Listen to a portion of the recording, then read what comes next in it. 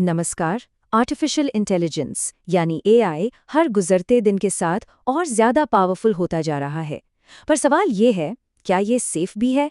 आज हम इसी एक बड़े सवाल का जवाब ढूंढेंगे कि हम एआई को भरोसेमंद कैसे बना सकते हैं ताकि वो हमारे लिए काम करे, हमारे खिलाफ नहीं।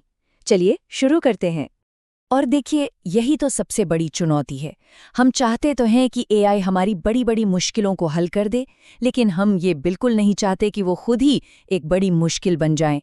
तो ये जो पावर और सेफ्टी के बीच का बैलेंस है ना, आज हमारी पूरी बातचीत इसी के इर्द गिर्द घूमेगी।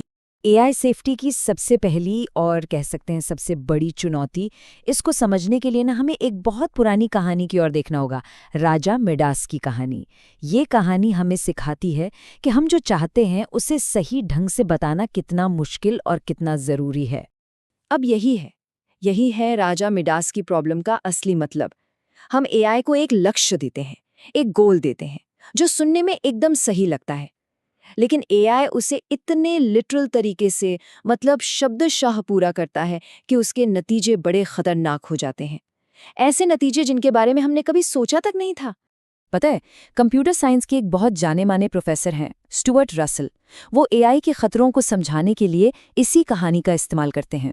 राजा मिडास ने सोचा कि वो दुनिया का सबसे अमीर आदमी बन जाएगा, लेकिन उसे जरा भी अंदाजा नहीं था कि उसकी ये इच्छा उसकी सबसे बड़ी जरूरतें, खाना, पानी और यहाँ तक कि उसके अपने लोग, उन्हें भी सोने में बदल देगी।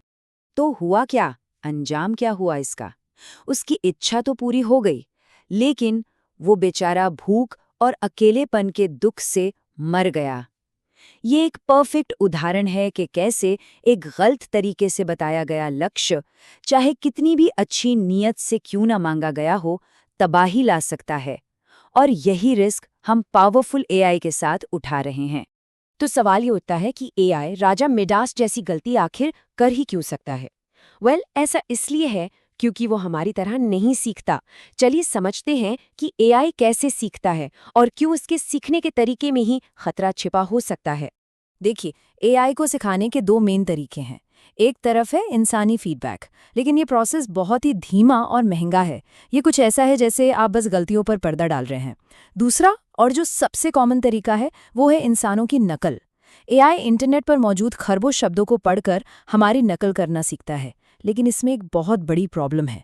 मतलब वो हमारी अच्छी बातें तो सीखता ही है, पर साथ में हमारी सारी बुरी आदतें, हमारे जो बायस हैं, हमारी चालाकी, सब कुछ सीख लेता है। मतलब फाउंडेशन में ही गड़बड़ हो सकती है।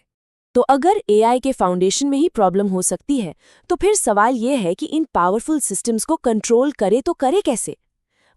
इस पर हुई चर्चा से दो बहुत ही सिंपल लेकिन बड़े पावरफुल आइडियाज निकल कर आते हैं। इसे एक कार के उदाहरण से समझते हैं।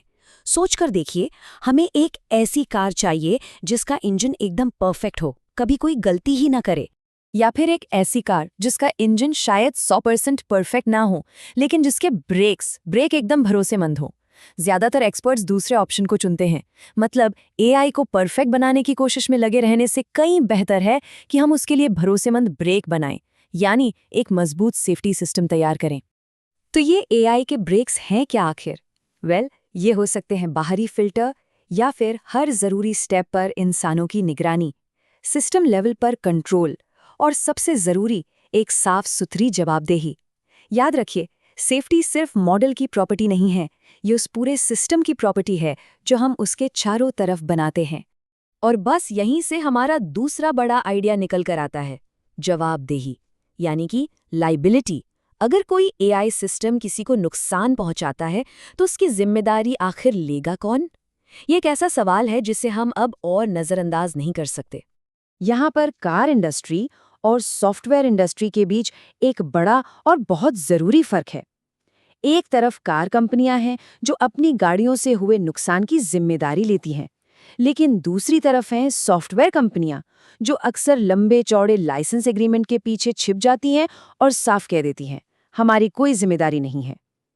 एआई के लिए ये रवैया, ये एटीट्यूड बिल्कुल नहीं चल सकता। ठीक है, ये सब सुनने में बड़ी बड़ी बातें लगती हैं, है ना? लेकिन भारत में एक आम स्टूडेंट, एक कर्मचारी या एक बिजनेसमैन के लिए इसका असल में क्या मतलब है? चलिए इसको हमारी रोज की जिंदगी से जोड़कर देखते हैं। आजकल भारत में बहुत सारे स्टूडेंट्स एआई ट्यूटर का इस्तेमाल कर रहे हैं। लेकिन जरा सोचिए, उस एआई का असली मकसद क्या है? आपको कुछ सिखाना या फिर बस आपको ऐप पर ज्यादा से ज्यादा देर तक उलझाए रखना?